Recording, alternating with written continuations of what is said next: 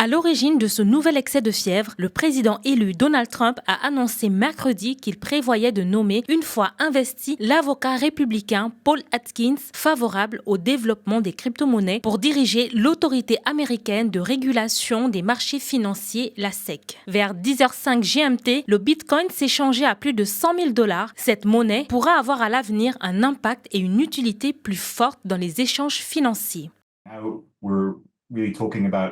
Nous parlons désormais d'un actif qui n'est plus un outsider, c'est un actif qui fait partie des décisions financières et les investisseurs doivent se positionner sur la question de savoir s'ils veulent ou non détenir du Bitcoin. Je pense que l'impact de l'élection présidentielle américaine est significatif pour l'industrie de la crypto-monnaie dans son ensemble.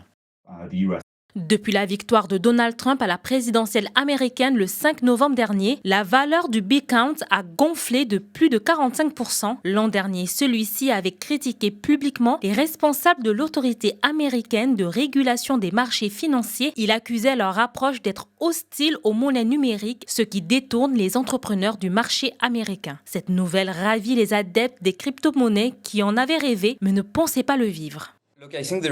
Écoutez, je pense qu'il n'y a pas d'autre façon de le décrire que comme quelque chose d'absolument historique. Bien sûr, beaucoup de gens dans le milieu de la crypto-monnaie s'attendent à ce que le Bitcoin atteigne les 100 000 $ US. Mais le voir réellement se produire est absolument incroyable pour quiconque est impliqué.